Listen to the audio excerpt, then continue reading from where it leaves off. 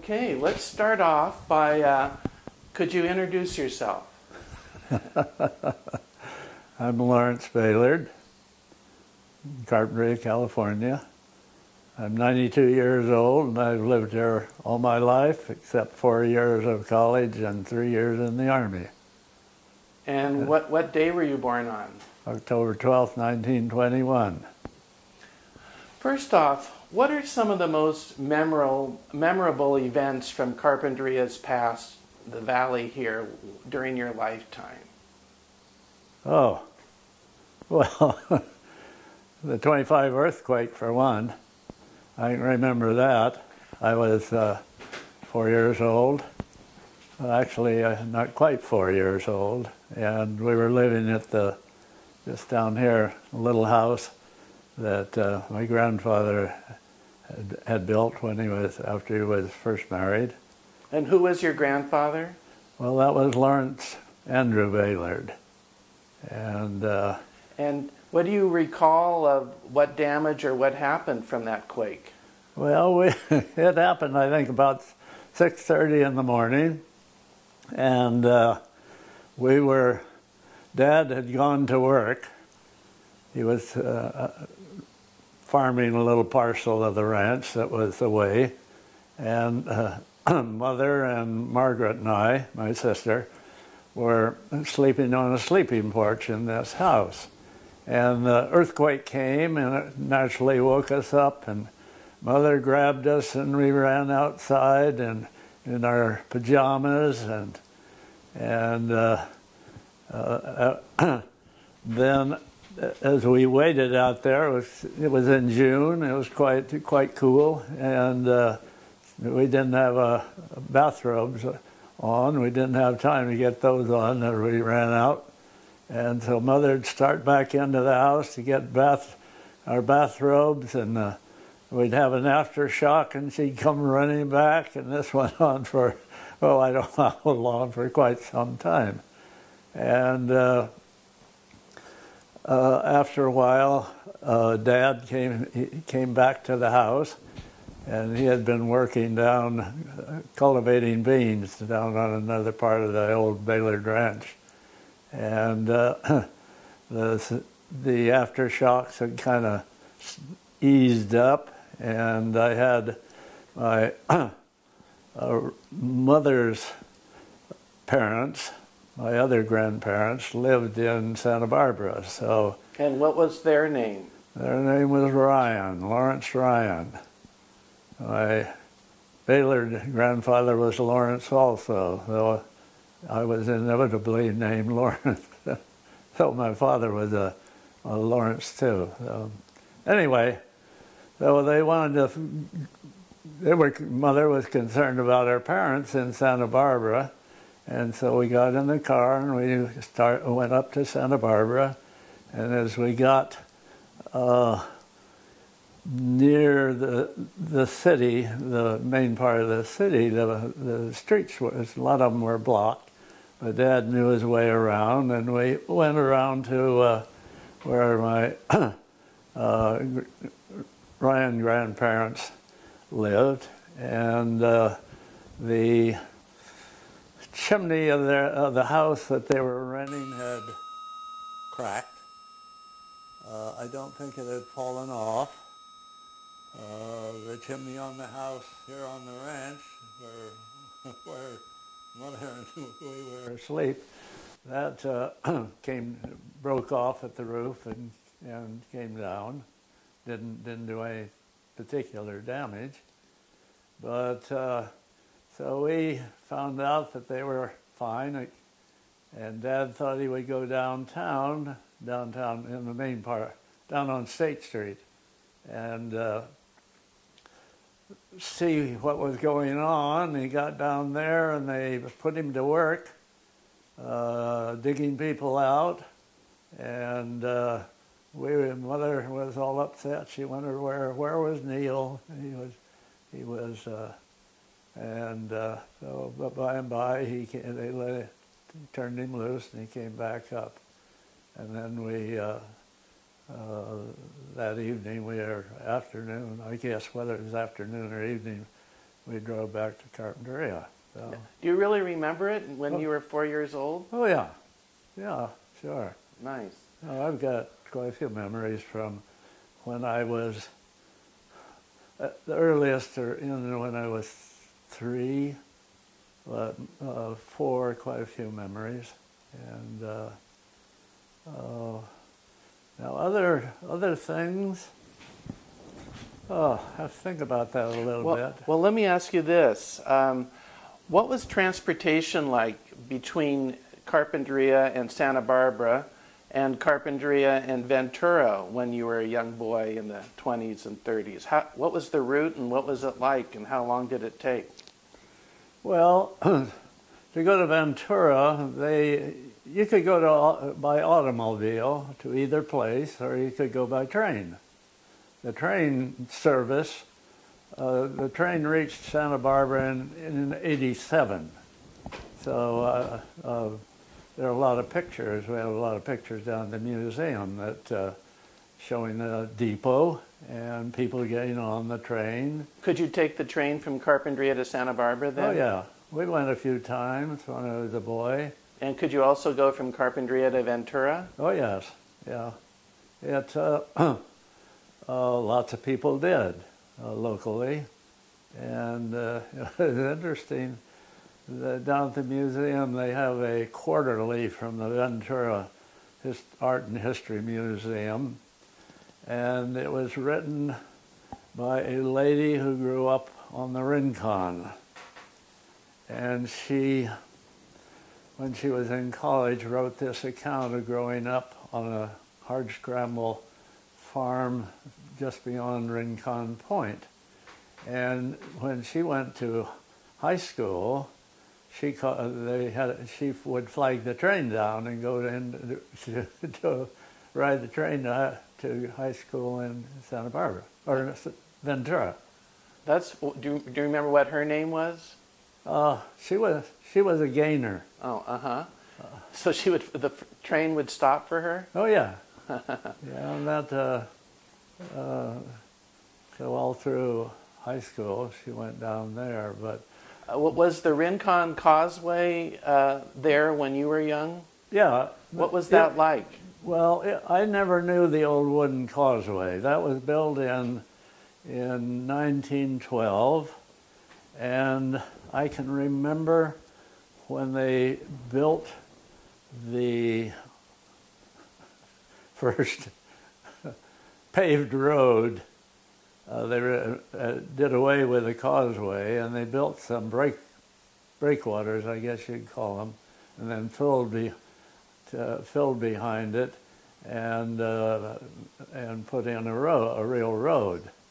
And there are pictures of that, which are quite interesting. Was the road reliable, and how long did it take? Oh, that was, but before the causeway in 12, they went on. If you were going by wagon, I don't know how many cars ever went over the old dirt road, because part of it you had to go on the beach, and you had to time it so you didn't, because the tide covered the route. So the Casitas Road was the early highway, if you want to use that term, between here and Ventura. Was that along the beach, or that was inland? No, this is Casitas. It goes out over the Casitas now. Of course, it's the route on the far end where the lake is different. It went down down in that canyon, and then on to Ventura. So that was a dirt road when I was a little boy. I remember a uncle of my father's, Mark Cravens, lived out in the Casitas with his family, and Dad and Uncle Mark were good friends. We used to visit out there quite often after work or after supper in the summertime. Dad would want to go for a drive, and so we go out to Uncle Mark's, and it was always great fun because we'd look for rabbits going out and other wild animals along the road. And then out at Uncle Mark's, they always had a batch of kittens, and we played with the kittens. And how about the road to Santa Barbara? The old road that I remember went north of what is a bird refuge now, and went up to Haley Street, I think. Oh, was it Delaware? Haley or good? I think it was Haley Street. Went up to Haley Street, then across town, and went out up Delavina Street, and now what is Hollister Avenue, on out to Goleta. What was driving in cars like back then? I suppose you didn't use seat belts. Did you get a lot of flat tires? What were the cars like in the 20s? Well, they were, almost modern. Yeah. The old Model Ts you had to crank, and flats were a problem, but not when I was small because I didn't have to change them. But they were pretty reliable. My dad had, he bought a 1925, he owned a 1925 Dodge. I remember he bought that new. Before that, he'd had a Model T. But that 25 Dodge was very reliable. It was a sedan, four-cylinder engine. It had a starter. It started with a battery. It had lights, electric lights, and two-wheel brakes, mechanical brakes. Those could be exciting. Now, were you aware of Shepherd's Inn? No. Well, I had heard of it, but it had been abandoned, or they had quit running it when I was a boy. But I knew where it was. It was there for a long time, and the buildings were there until, some of them were there, I think, until after the war, World War II. And, if you want to hear about Shepherd's Inn, you want to talk with Marie Granaroli. Her dad was lived out or they lived out there. Her dad was one of the partners, and it's quite interesting. Well, I'll have to interview her. Tell me, so what were some of the other notable events in your lifetime? You started off with the 25 earthquake. What else comes to mind? Well, you mean the major events? Yes. Like floods and things? Well, we had, in 1936, there was a fairly good flood, if you want to call it that threatened to jump the banks up at the mouth of the Gunador Canyon, and we thought it would go down through the ranch. And so Dad and the relatives went up there, and I went up with them, and we removed a log jam, and this was after the big flow had subsided, of course. But after that, there were several major floods. I think one in 51, when I was living up at on Foothill Road near Arroyo Paradon. Then later on, our family and I were living up in Serena, and we had a couple of dandies up there, one in particular. I think 68 was one, And then maybe, I don't remember when there was another one. How about, do you recall the packing house fire? Well, we didn't live downtown, and we weren't really aware of the fire when it took place.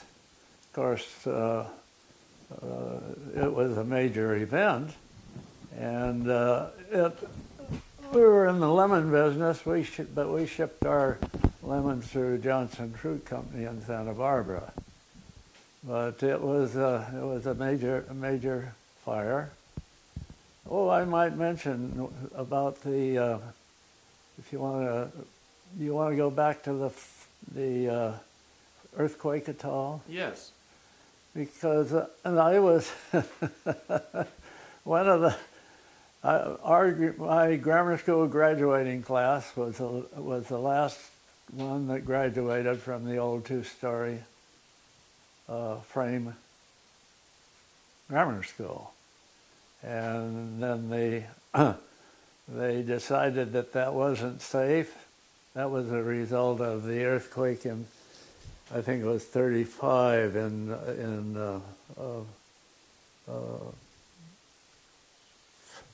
Long Beach. What was the name of that grammar school? Was that Aliso or Main School? No. Well, we never. It was just a grammar school, and it later on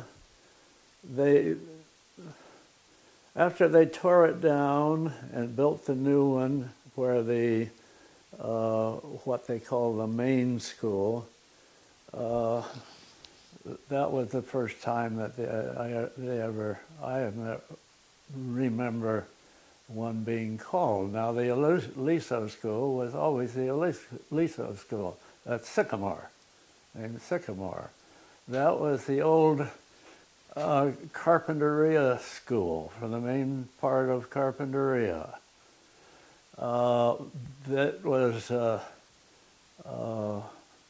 everybody went to it. It was not segregated. There's a big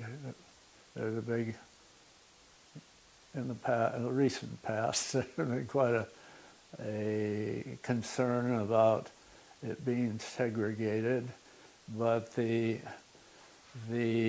was never segregated. The one that I went to was not segregated until it was shortly after it was built. I think what happened is that they decided about 1935, I'm sorry, I misspeak, 1913, that they would have a separate school for the non-English speaking students. The ones from non-English speaking households. There were a number of we called them Spanish, the old descendants of the old Spanish settlers that always went to our grammar school. When I went through school with a number of them, but they instituted a policy of not allowing well, they like to call themselves Mexicans now, it's whatever I suppose they were, the ones that came from families that the parents didn't speak English, they could not use Spanish at home at the school. It was an intensive program to teach them English.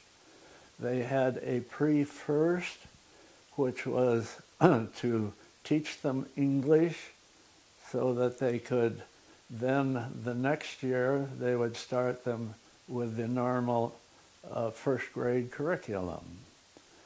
Another thing, when they after they built the, I'll call it the grammar school, and when it was not segregated, they refurbished the Aliso school and they put showers in there. Many, probably most of the Mexican houses did not have inside plumbing. They didn't have showers. And so it was a policy that the children came to school and they had their shower. And there were very few of the old timers around, but they really appreciated not having to take a bath in a wash tub in the middle of the house, middle of the kitchen.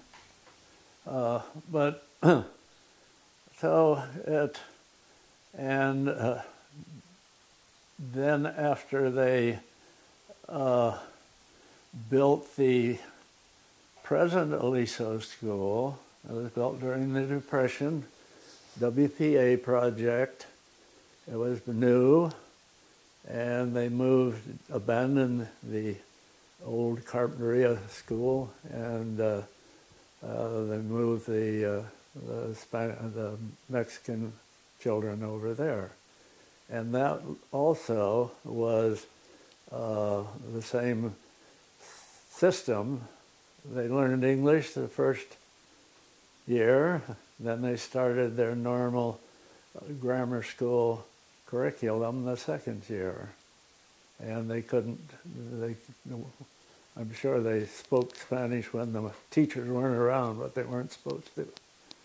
And I don't know whether they would have learned English quicker if they had not been a bilingual education in carpentry. I don't think really worked all that well. They have gotten away from it, and I don't know. I've talked to people that, in fact, Joan's mother, when she was 10 years old, 8 years old, family went on a trip took the grand tour of Europe, and they put the two daughters, Pi and her sister, in a Swiss school, and cold turkey, and they were taught in French, and they learned French, and I had a buddy in the Army who, a similar situation. He said after about 6 weeks or so, he could get along. So I don't know. Okay. Well, that's an interesting subject, whether the different types of educations work or not. Yeah. But may we change the subject to the Franklin Trail? Did you used to go up in the backcountry on the Franklin Trail? And if so, what was that like? How did you do it? I went up there many times. Fishing and hunting was a very important part of my bringing up. My dad loved to hunt and fish, and we used to go up the Franklin Trail to deer hunting.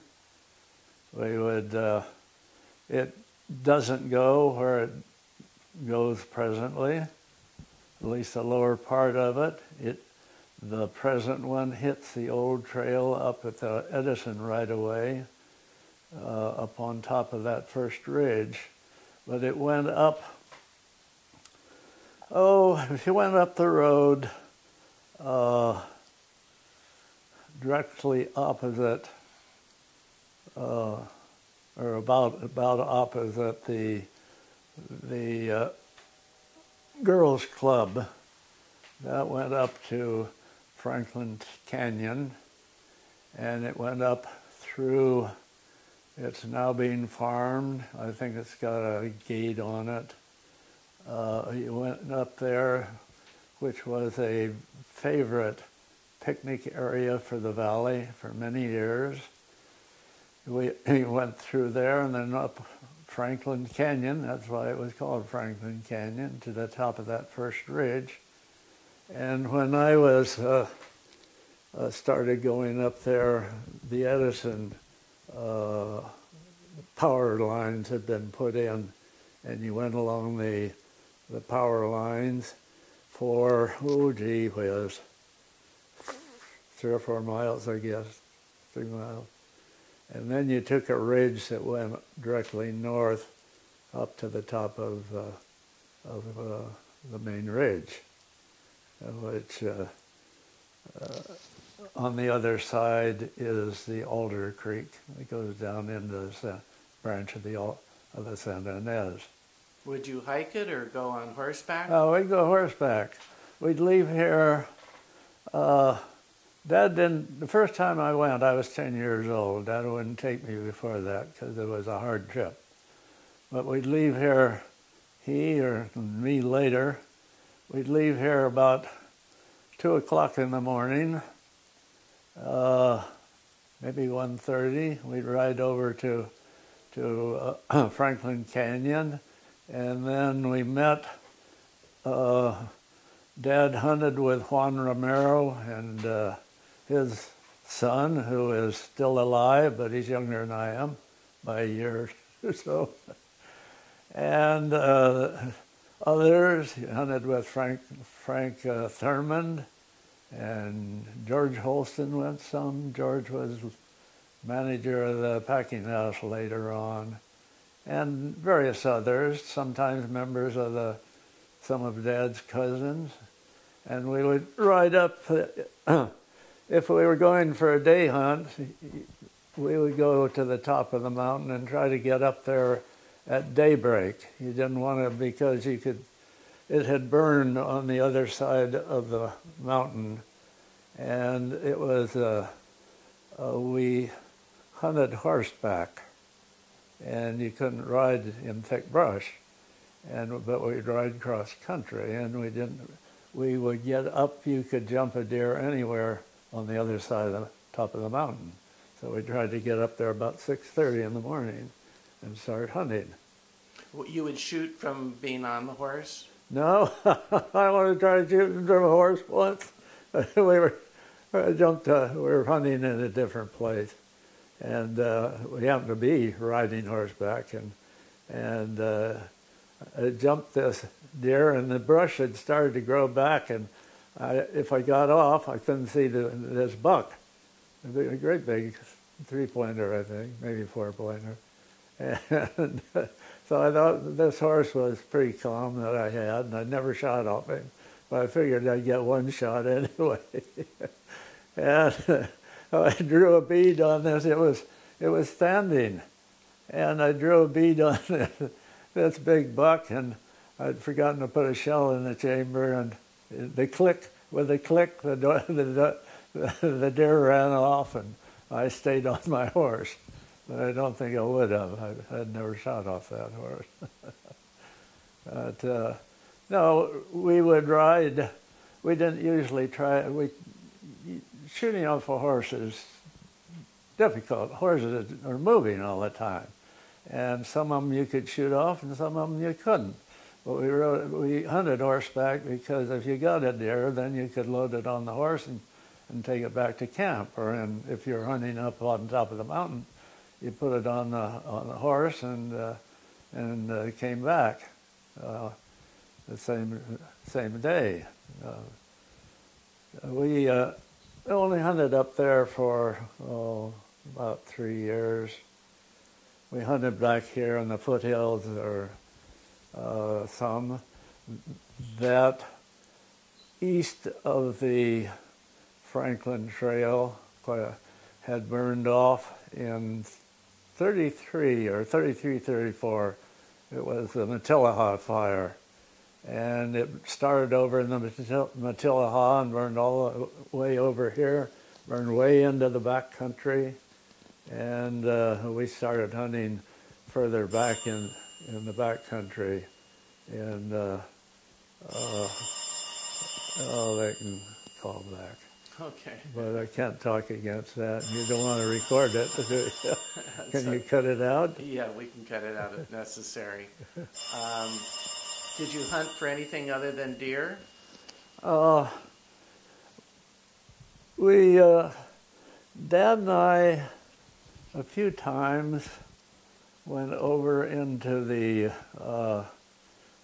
upper part of what the Goonador turns into. It branches up there, and one's El Dorado, and the other is the Steer Creek. And I never was sure just which one was which.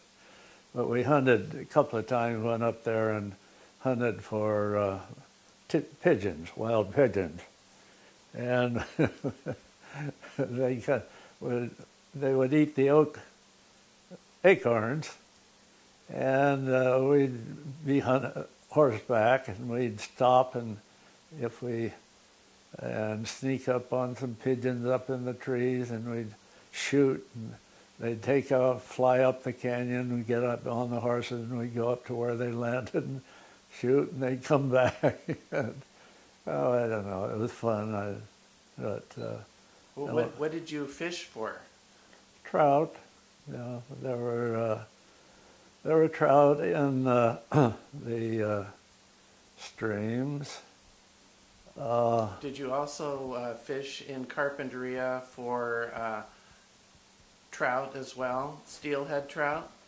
I only caught one steelhead in the Goonador.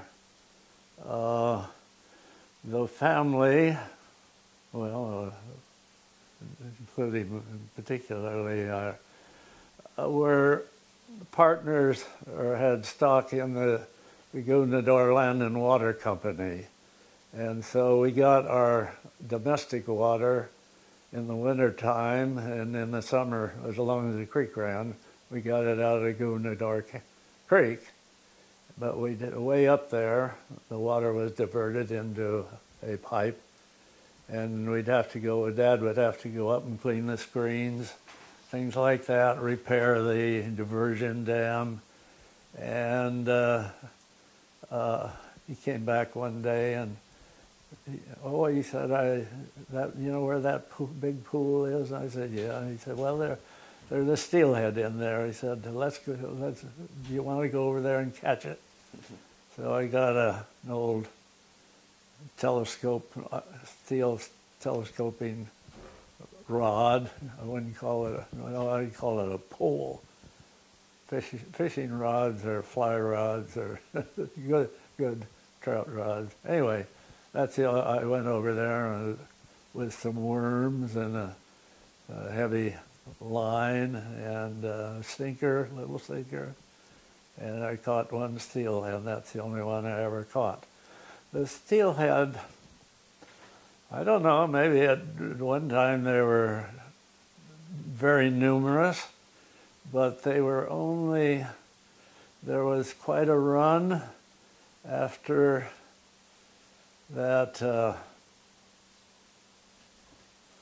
36 flood that I told about.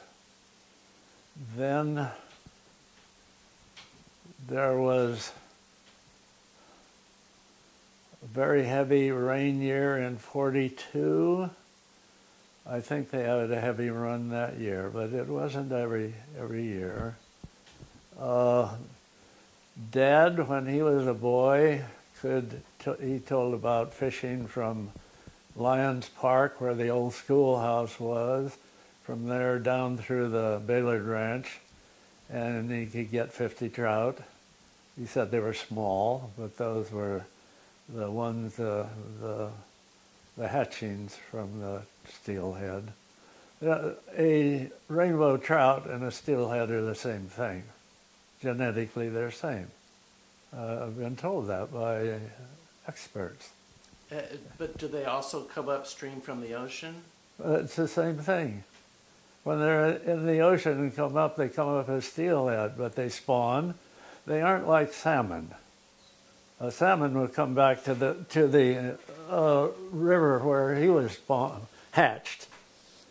But a steelhead, as I understand it, will go up any freshwater stream. And a rainbow trout goes to sea and becomes a steelhead. Didn't know that. What? No, I don't. This is the truth, and I don't know. You don't hear that. Yeah. Because there are people that say the steelhead thing, and they're the only thing is that so many of our rainbow trout nowadays are hatchery raised or descendant of hatchery raised. They're concerned about the their genetic makeup, but many of the steelhead that they would go up the stream now are nothing more than rainbow trout that were hatched, or the descendants of rainbow trout that hatched and then went to sea. All the rainbow trout don't go to sea. Well, how about droughts? Are you aware of many droughts during your lifetime? And is this one now much different than others? Well, we had, during the 30s, early 30s, we had several dry years. Probably not quite as dry as the last two that we have had. But it was, we were using well water then. It was before the Cachuma project. And so most of the wells held up during that dry period, but the streams dried up. Any that had steelhead in them, I think, I don't know. Some of those may have had some pools of water or some water in them at the height of that drought. I don't know. After that, after I got back from the war, I was living up at Loon Point, and that's in the Montecito Water District. And we were rationed with water there. Because of a drought? Because of the drought, because they were getting their water out of Jameson Lake, and Jameson Lake was low, so they had rationing. We drilled a well we were farming that up there, and we drilled a well so we could keep our orchard alive. We might have kept our orchard alive, but we were afraid we wouldn't. And we were growing some other crops too, and we didn't want to. So then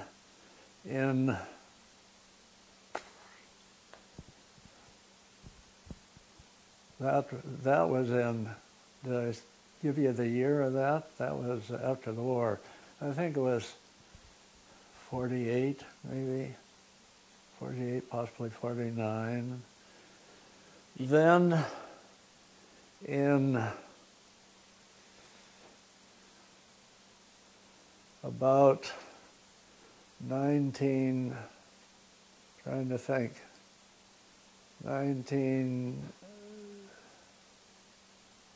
I think it was after the flood of 68, they had another drought. And we were rationed up there at that time. But there's some concern. Not in Carpinteria. Now to get to this one, this is a severe one.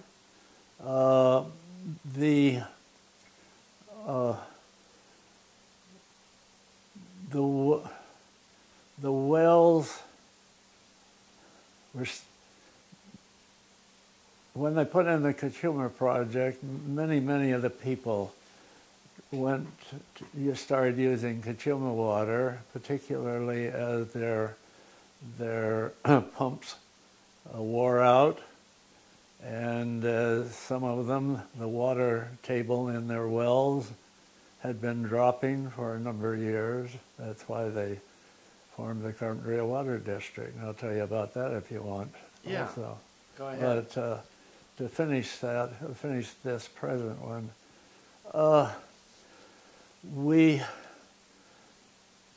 from what I hear, I believe that they think that we will have enough water to farm with through next year, this next winter.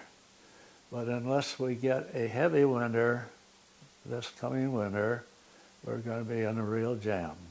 There's some concern, I know, too, about pumping water out of the wells, which might allow the seawater to come further into the groundwater area and start polluting the aquifers. Do you have any thoughts about that? Well, I'll tell you about the formation of the Carpinteria Water District.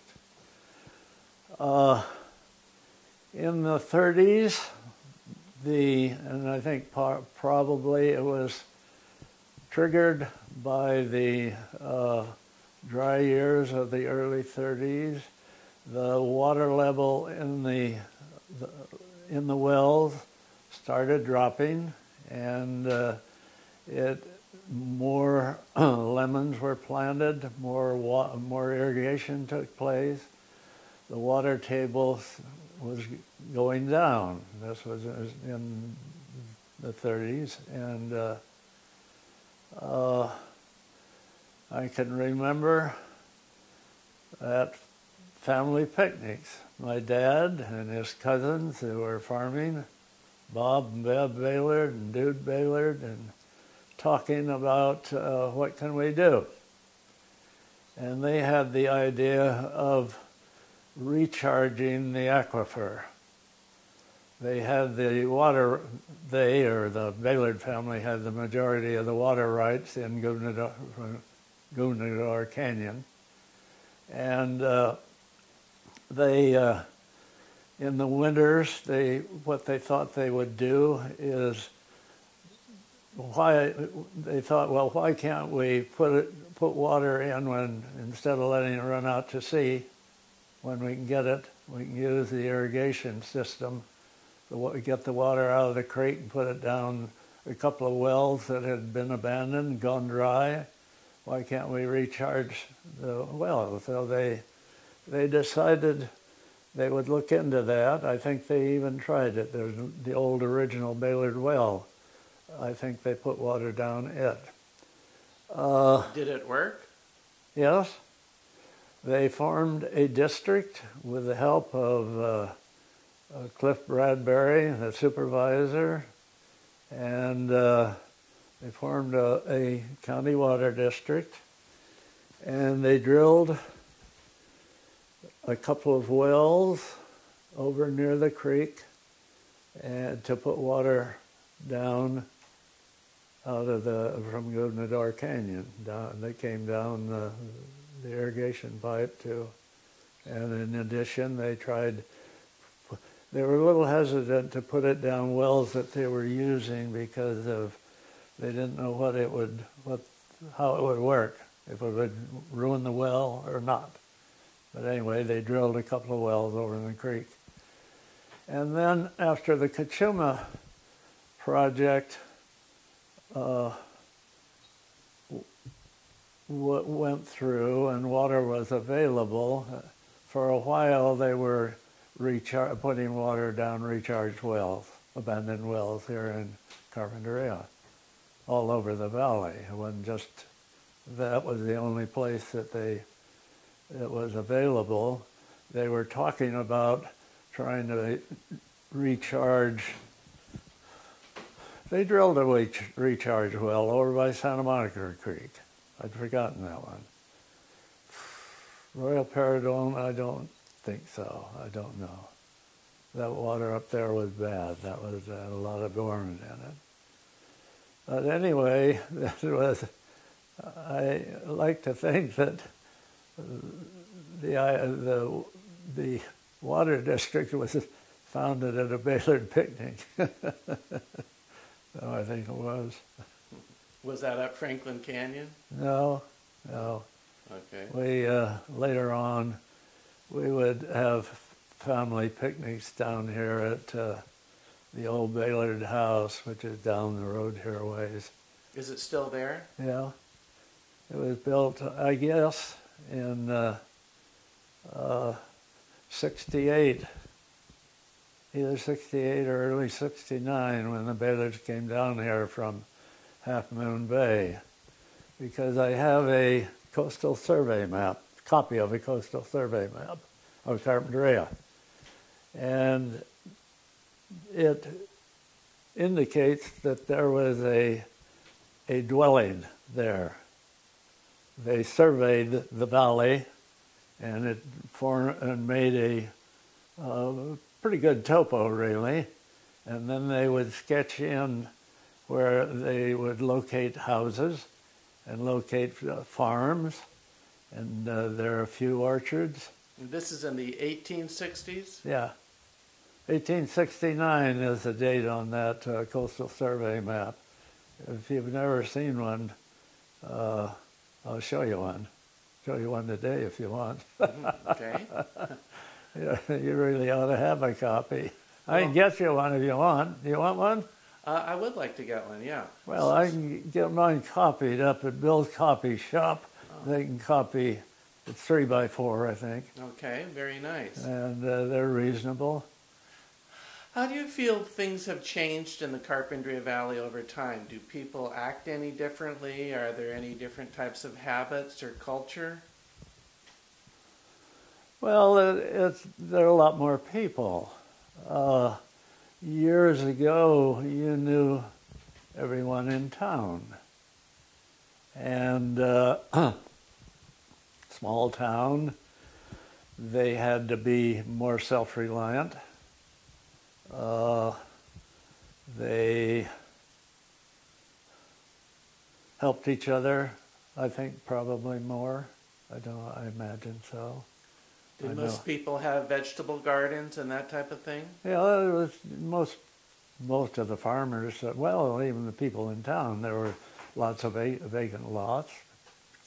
People in town had gardens, and there weren't so many small lots as there are now, and almost all of the ranches, they call them ranches, farms, had a garden. Dad's garden, but we were dependent on water from Gunador Canyon, and sometimes it wasn't available in the summertime for growing a garden. You used it for the household, what water was available, and but he loved to garden, and I think lots of I think lots of people still garden here in the valley. Do you know? You asked about people being different. I don't know. Times have changed. You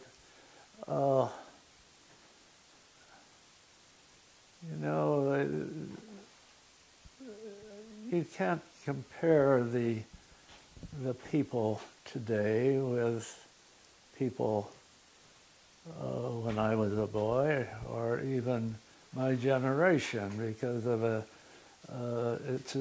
they have really almost a different culture, different education, more widespread education, and that's all. You were going to ask me something. Well, do you have any experience of going out to the islands and fishing the islands? Oh, yeah. How would you get out there? I went over to Santa Cruz Island for the first time in the summer before I was 5. That was four and a half. We went over on a boat that was run by he called himself Captain Eaton, who had a camp over at Pelican Bay on Santa Cruz. But we went over with a large group of friends of my parents, and Dad and Mother and my sister, and my aunt, one of my aunts. And we camped at one of the, well, Dick's Harbor. We call it Platte Harbor now. There's Dick's, still is Dick's, as far as I'm concerned. We camped there for about 2 weeks, I think, and that was great fun. Oh, I went every year. Dad and Mother and I went for several years, and Mother got tired of it. But Dad and I did that every year. What would you do out there? We would fish mostly, and lots of we would we'd have one or more rowboats and with an outboard engine, and we would fish up along the island, troll, and catch fish. Dad and most of the people loved seafood, and we would sightsee, sometimes we'd go from Dick's, which is about halfway along the island, up to the west end, and then if the wind came up, we'd turn around and come back with the swell. And if it was too windy to go out in the boat, we'd go up and roll rocks, great big rocks as big as we could move. That's great fun too. And the hills are very, very steep, and there's a place or two where we could roll them, and they go off the cliff into the harbor and make a great splash. It was fun. And later on, when I was old enough to have a .22, we'd take a .22 along and we'd shoot at things. The milk that we took was canned milk. Canned milk that we used to cook with or put in your coffee, with a little pet milk can, and you punch 2 holes in to get it out. And when they're empty, throw them out in the harbor, and they were great fun to shoot at because you had to hit them for them to sink, and a good deal of missing. Did people shoot guns like in the city and countryside, or only in the back country? I guess out on the island some. They did on the island some. They had a terrible time over there, or I don't know how terrible it was. They had poachers who killed sheep. They were running sheep on Santa Cruz, and people would occasionally shoot at sheep. We never did. Well, Dad did one. There was we were over there in springtime, and there was up toward the west end there are very high cliffs, and when the grazing got short, the sheep would jump down into places where they could not jump back up, couldn't get out. So they were marooned there without water, and the only food was what grass was there, which they ate up right away. We saw one, we were over there in spring vacation, and we saw one in a particular place, well, up toward the west end, and I remember we went again later with the Catlin family. They had, Pat and Clark had a boat that they built, and we went around the island, and we're coming back along there, and there was the same sheep that we'd seen there in the springtime. So Dad killed it rather than let it die of lack of water and food. Were you aware at all of smugglers coming in up and down the coast at all? Well, they used to bring not smugglers per se, but there were bootleggers, rum-runners. bootleggers, and over at the tar pits was one of the landing places. Dad would take me over seemed like almost every weekend. We'd go over and surf fish along the bluffs over here and along by the tar pits. And we went over there one day, and Dad went over to, there'd been a heavy swell, and there was kelp, big clumps of kelp on the beach. Dad knelt down by this clump of kelp that washed up on the sand, and he pawed in under there and pulled out some bottles of whiskey. And evidently, the bootlegger or rum-runners had tipped over coming through the surf. They bring the booze up from Mexico in very fast boats, and then they would bring it in, and they would get probably a local fisherman to row the whiskey or liquor through the surf. They would load it in burlap bags into the skiffs, and then they'd row in through the surf at night, which is a bit of a trick. And occasionally they'd turn over, and this one had turned over, and Dad had been fishing the day before that I was down there with him, and he had hidden this. And so he got, I don't know, 6 or 8 bottles of whiskey or whatever. Was this during the Prohibition? Yeah, it was during Prohibition. What years were those? Oh, when did the Volstead Act, was that 1919? Around then. I think. And this was, Prohibition went off in 33, I believe. It was early in FDR's presidency. That was one of his selling points. Did you feel Prohibition worked at all, or it just didn't work? I don't know. Dad didn't drink any of that whiskey. It was against the law. This may sound strange to people, but he didn't drink during Prohibition. He had some beer, and probably when he was a teenager and young man, but he didn't drink any of that. He took a bottle up. Well, he took all the bottles up. He gave one of them to the fellow that ran the power shovel that was loading asphalt into trucks for the hot plant up at near San Monica Road. Was that the Asphaltum mines, or? Yeah, asphalt. And I can tell you about that too if you. Yeah, tell me about that. Well, I want to finish my story about bootlegging. Good. So anyway, Dad gave it away to his friend, and he was very popular there for a little while until the bottles ran out again. But after he bought that piece up at Loon Point in 41, and there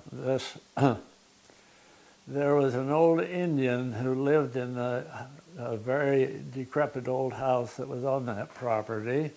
And he learned, and then I've heard from other people, that this Indian used to help. The rum-runners landed liquor at the mouth of Toro Canyon Creek.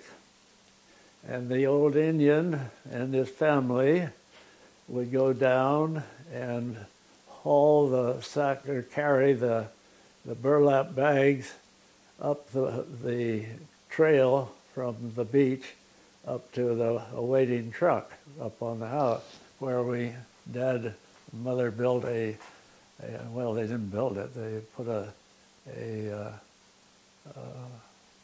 little 20 by 20 barracks that had been built there during the war. But they landed a number of different places. Were there saloons at the time, illegal saloons? Not that I know of. I don't know. I think speakeasies and things of that sort were probably a big city thing. Like Santa Barbara, maybe? Well, I don't know. I doubt if there were any, really. Probably there were places where you could buy whiskey, I'm sure. There were bootleggers. Ever hear of the Largomarsino family down in Ventura? Were they? Oh, yeah. They were bootleggers down there. Went into bigger and better things, and they were liquor distributors after prohibition was out. I don't know who the bootleggers were in. Well, wait a minute. There were a couple of Italian families in Santa Barbara that were bootleggers, I was told. Some of them became quite respectable and did very, very well, both before and after. Do you have any thoughts of whether marijuana should be legalized or not? From what I hear, I suspect that it's better if you don't smoke it. It affects your nervous system, I believe. I believe that. Whether it should be legalized or not, that's a good question. Mm-hmm. Our policies are on drugs, and marijuana is a drug, and our policies haven't worked very well. I don't know.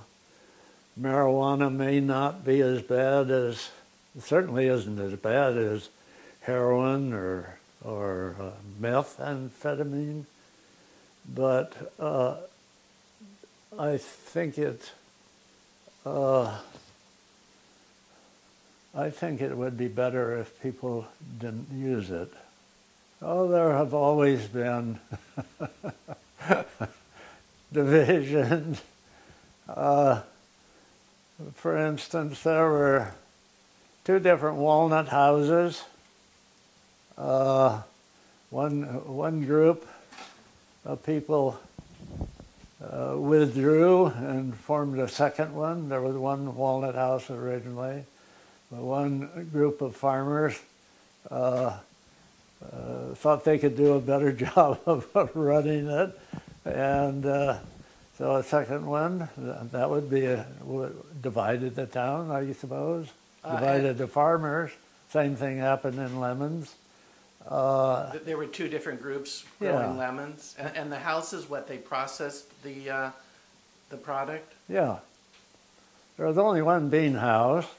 That was a private house that was owned and run by Henry Berrien Fish, and they would clean and sort and store the dry beans, and then ship them, to sell them and ship them.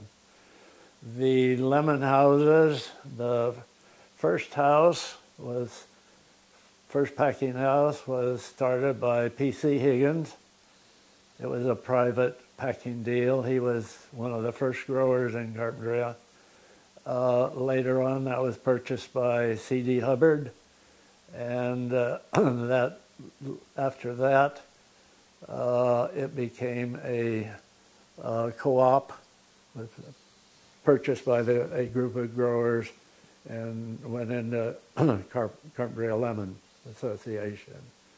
Then, as more lemons came into production, there actually a larger facility was needed, and a group of growers formed the Carpinteria Mutual Lemon Association.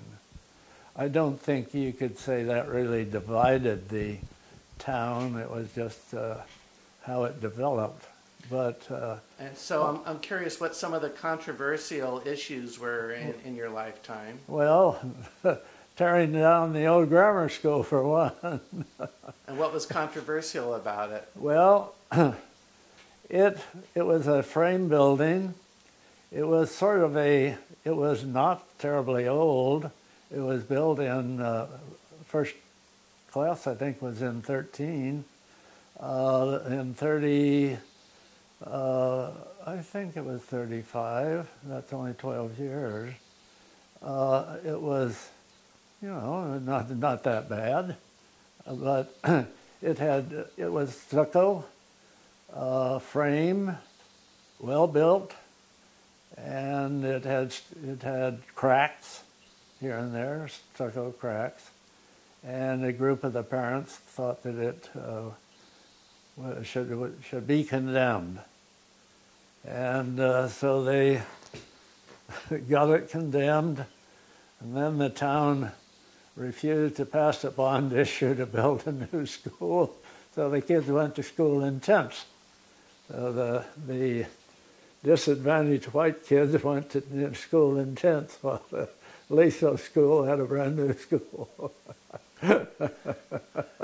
And Aliso school were the Spanish-speaking kids? Yeah, but it hadn't. It was finished, I guess.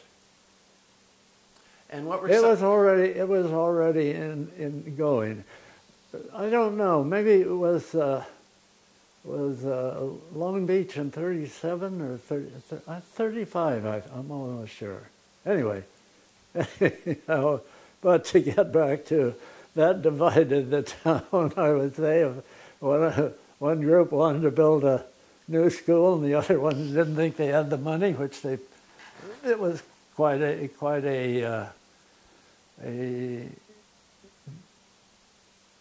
project to finance a new school during the depth of the Depression.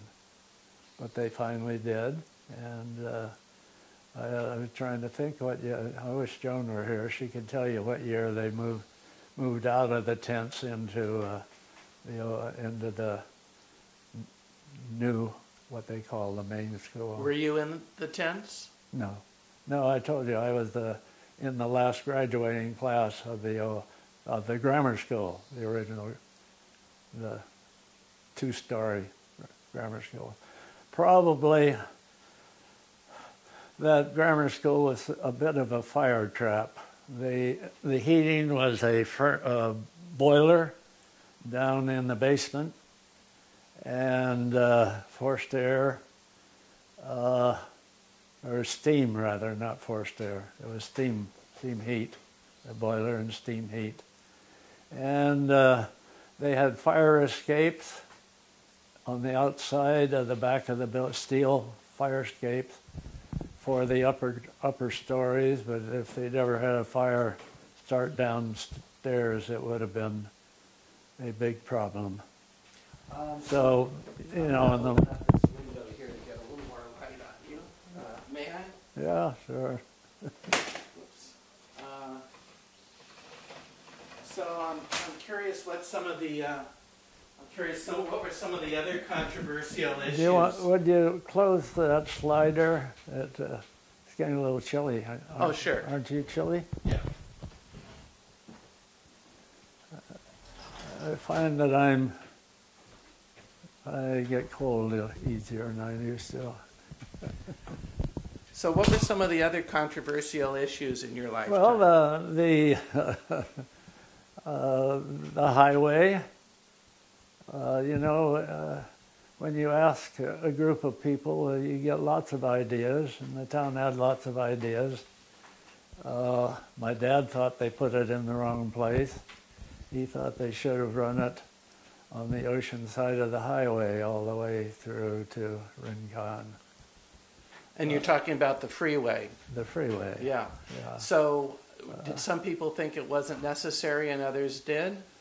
Oh, it was necessary. What was controversial about it? Well, the route.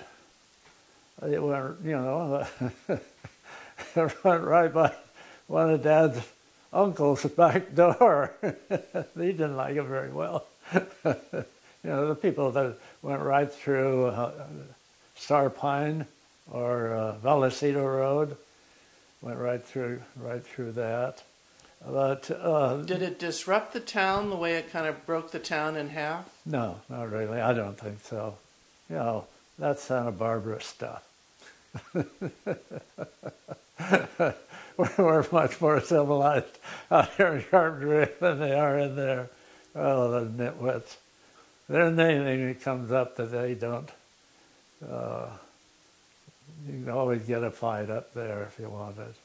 So but there was, you know, they had meetings. They really, I don't know that there was really another route under consideration. I said my dad thought it should have been a different place, but it would have been a big project. Well, what other controversial things in your lifetime? Oh, let's see.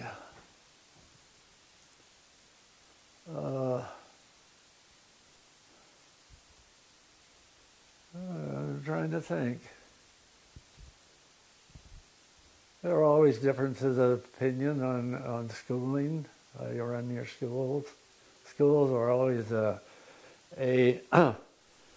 big thing for discussion, a great deal of interest. The people in Carpinteria supported the schools very strongly, always did. And we had by and large good schools. We had very good teachers. I felt that certainly the teachers that I had, I would consider way above average. Well, was there a difference of opinion in town and what methods children should be taught that you recall? Well, I don't know. There must have been at one time because I was before I got to first grade, they started teaching children using phonics to spell, using phonics, and they quit. And I never learned how to spell properly. I still have to ask my wife how to spell words. My spelling's gotten much worse with age. But for a period of time, they had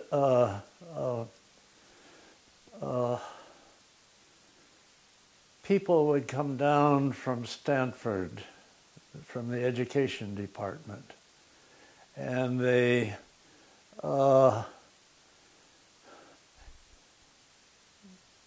brought some new ideas. And I'm a graduate of Stanford, but I'm not sure that all of their ideas were very good. How about over time, has there been much friction between the Mexican-American community and the non-Mexican-American community, or has it been fairly civil? That, I believe, is a post-war thing. Post-World War II, huh? Post-World War II. And then with the advent of the civil rights movement, it escalated. When we were growing up, I don't, we had friends, Mexican friends, kids we played with. We played with, we had Spanish kids. I make the differentiation because the ones that came earlier actually were descendants of Spanish citizens. Mexico was a Spanish. The ones that came later, it had become Mexico. And I don't know whether there was a feeling there or not. I think there was a feeling that it's sort of like the first group that comes kind of looks down their nose at the second group. And there was feeling between the old Spaniards and some of the Mexicans. Now, I think, certainly when I was in school, I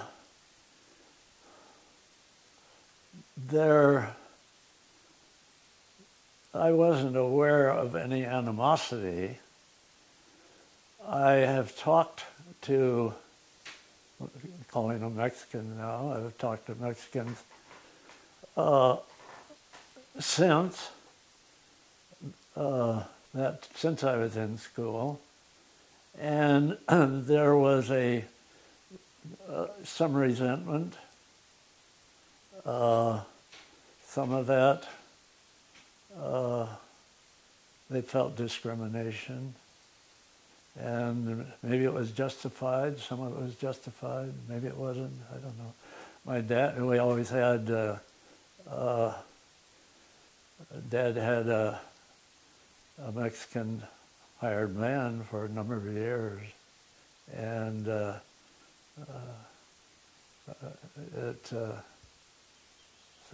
and we had help, worked right along with him, and so I don't know whether I passed muster or not.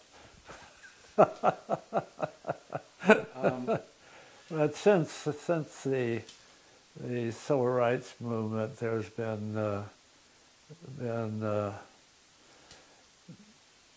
there are people who make a point of emphasizing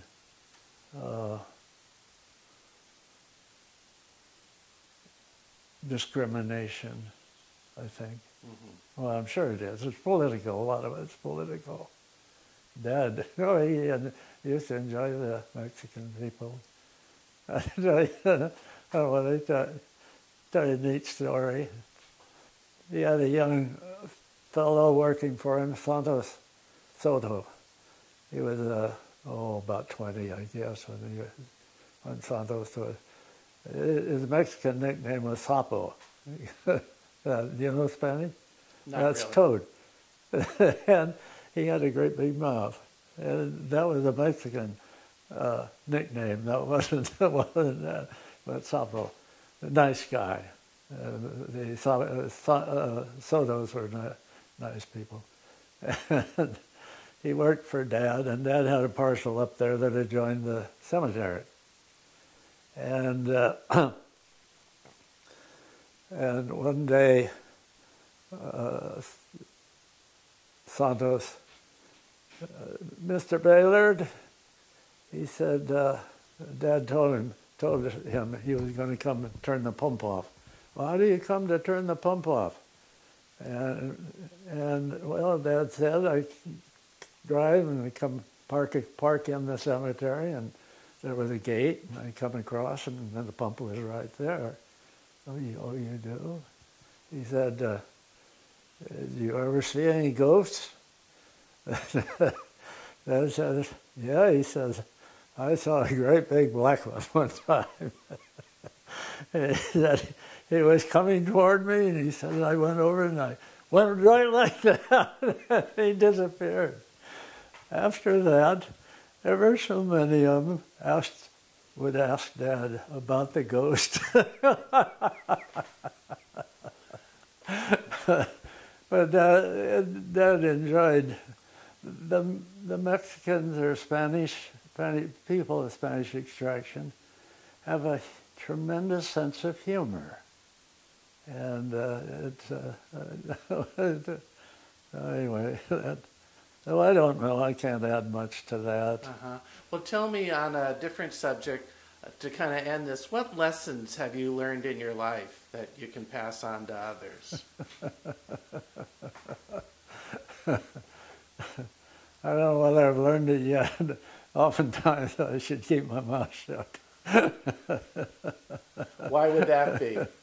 Oh, I have a tendency to talk too much, and I'm getting in my old age, I'm getting careless. So, no, I like old history. I like, enjoy it. But are there lessons you've learned of how to be happy and how to get on in life that you can pass on? Oh, you want to treat people fairly,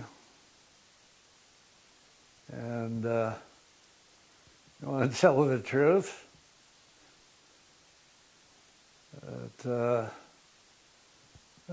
Treat people fairly and meet them more than halfway. And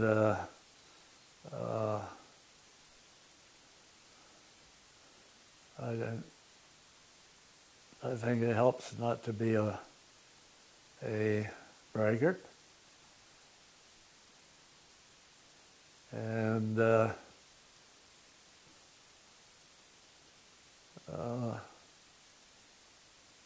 don't know. I think probably maybe I argue more, or have argued more than I should have, but I don't as much anymore. I find that it's better to not to be too dogmatic about your feelings and your beliefs. I don't know. And any, excuse me, any last thoughts about Carpinteria and what you've enjoyed about growing up here? Well, I tell you, I went to college, and I saw a little bit of the world during the war, and I didn't see any place that I thought I would enjoy living in than anything better than Carpinteria. And the boyhood that I had here in Carpinteria was wonderful, and I enjoyed my boyhood. I loved to hunt and fish, and just the whole, loved the ocean, loved the beach. Beach was very important to me, as it was to all of us in those days. And I didn't see anything that looked better to me. And so I had originally thought I would try to get a job in industry, in a big company. And but after the war, I decided I would come back and farm. And Dad helped me, and so I have, and I don't have any regrets. I had observed that there were several people in the Carpinteria Valley, wealthy people, who had worked in industry and worked elsewhere, and then they had come to Carpinteria to retire and bought a lemon orchard and seemed to be enjoying life. And I thought, well, why not do that from the start? So that's what I did. I'm not sorry. Well, I really appreciate your thoughts, and you've lived a good life, and thanks for passing it on in this interview. Well, I'll tell you what I tell a lot of people when I tell them a story. Some of it's true.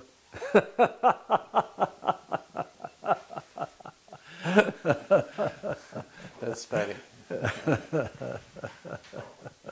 But what if it wasn't true? It seems like it was all true. Well, I try not to. I don't make up stories. I know people who do. In fact, I had one of Dad's uncles, a great storyteller. Some of his were true. But the thing that bothers me a little bit is that your memory plays tricks on you when you get to be my age. And